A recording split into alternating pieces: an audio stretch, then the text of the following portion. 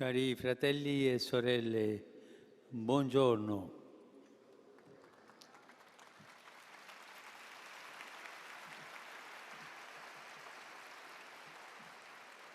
Il Vangelo che abbiamo ascoltato ci presenta una figura che spicca per la sua fede e il suo coraggio.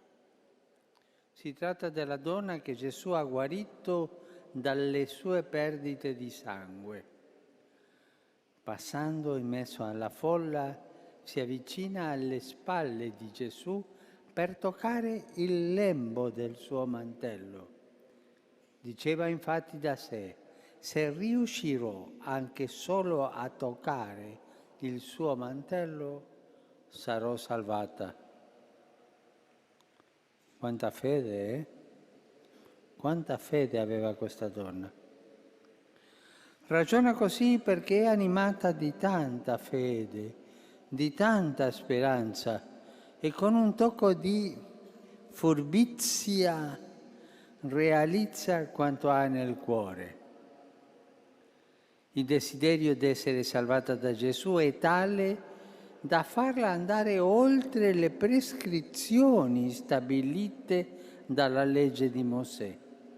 Questa povera donna, infatti, da molti anni non è semplicemente malata, ma è ritenuta impura perché affetta da emorragie e perciò esclusa dalle liturgie, dalla vita coniugale, dai normali rapporti con il prossimo.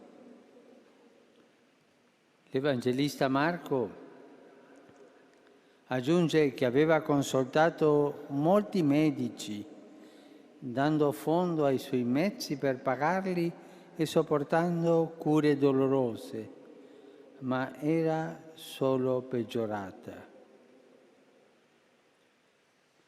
Era una donna scartata dalla società.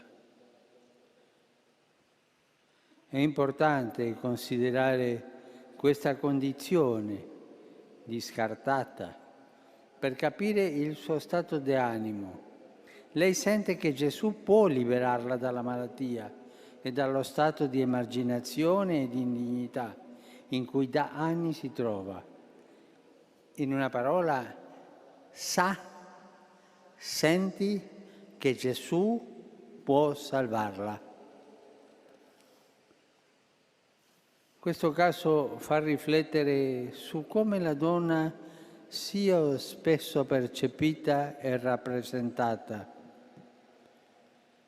Tutti siamo messi in guardia, anche le comunità cristiane, da visioni della femminilità inficiate da pregiudizi e sospetti lesivi della sua intangibile dignità. In tal senso sono proprio i Vangeli a ripristinare la verità e a ricondurre a un punto di vista liberatorio. Gesù ha animato la fede di questa donna che tutti evitavano e ha trasformato la sua speranza in salvezza. Non sappiamo il suo nome, ma le poche righe con cui i Vangeli descrivono il suo incontro con Gesù delineano un itinerario di fede capace di ristabilire la verità e la grandezza della dignità di ogni persona. Nell'incontro con Cristo si apre per tutti, uomini e donne di ogni luogo e di ogni tempo, la via della liberazione e della salvezza. Il Vangelo di Matteo dice che quando la donna toccò il mantello di Gesù, egli si voltò e la vide e quindi le rivolse la parola. Come dicevamo, a causa del suo stato di esclusione, la donna ha agito di nascosto alle spalle di Gesù.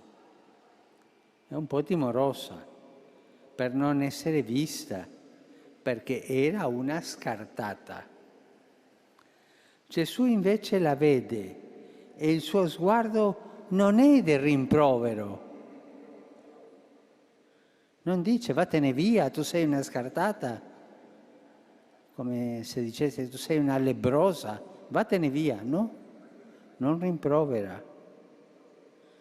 Ma lo sguardo di Gesù è di misericordia e di tenerezza.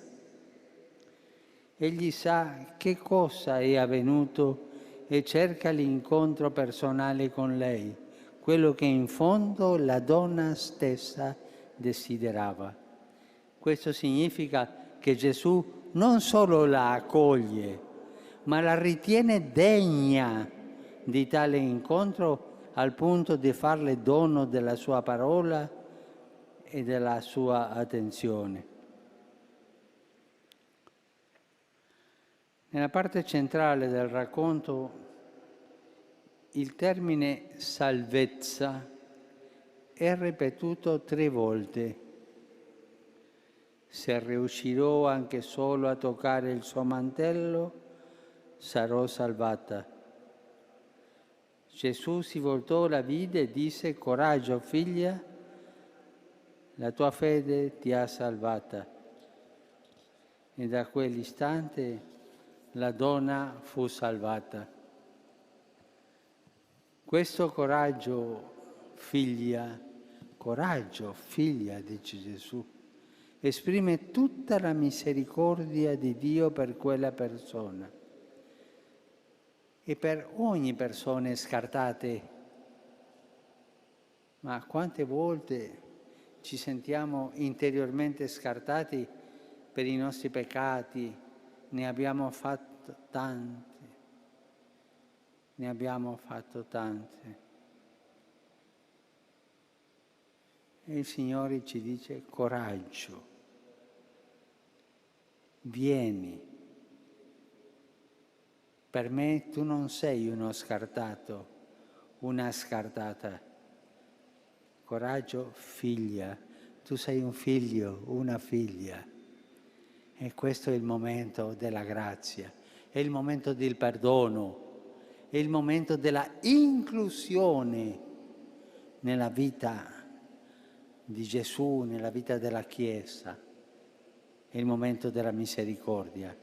Oggi a tutti noi peccatori, siano grandi peccatori, siano pochi peccatori, ma tutti ne siamo, Tutti, il Signore ci dice: coraggio, vieni. Non sii più scartato, non sii più scartata, io ti perdono, io ti abbraccio. Così è la misericordia di Dio. Dobbiamo avere coraggio e andare da Lui, chiedere perdono dei nostri peccati e andare avanti, con coraggio, come ha fatto questa donna. Poi la salvezza assume molteplici connotati. Anzitutto restituisce alla donna la salute, poi la libera dalle discriminazioni sociali e religiose. Inoltre realizza la speranza che lei portava nel cuore, annullando le sue paure e il suo sconforto. Infine la restituisce alla comunità, liberandola dalla necessità di agire di nascosto. E quest'ultimo è importante. Uno scartato sempre agisce di nascosto qualcosa, o tutta la vita, pensiamo ai lebbrosi di quei tempi, ai senza tetto di oggi, e pensiamo ai peccatori, a noi peccatori, sempre facciamo qualcosa di nascosto, come abbiamo la necessità di fare di nascosto perché ci vergogniamo di quello che siamo. E Lui ci libera di questo, Gesù ci libera e ci fa andare in piedi. Alzati, vieni in piedi. Come Dio ci ha creato in piedi. non umiliati, in piedi. Quella che Gesù dona è una salvezza totale, che reintegra la vita della donna nella sfera dell'amore di Dio e al tempo stesso la ristabilisce nella sua piena dignità. Insomma, non è il mantello che la donna ha toccato a darle la salvezza, ma la parola di Gesù accolta nella fede, capace di consolarla, guarirla e ristabilirla nella relazione con Dio e con il suo popolo. Gesù è l'unica fonte di benedizione da cui scaturisce la salvezza per tutti gli uomini e la fede è la disposizione fondamentale per accoglierla.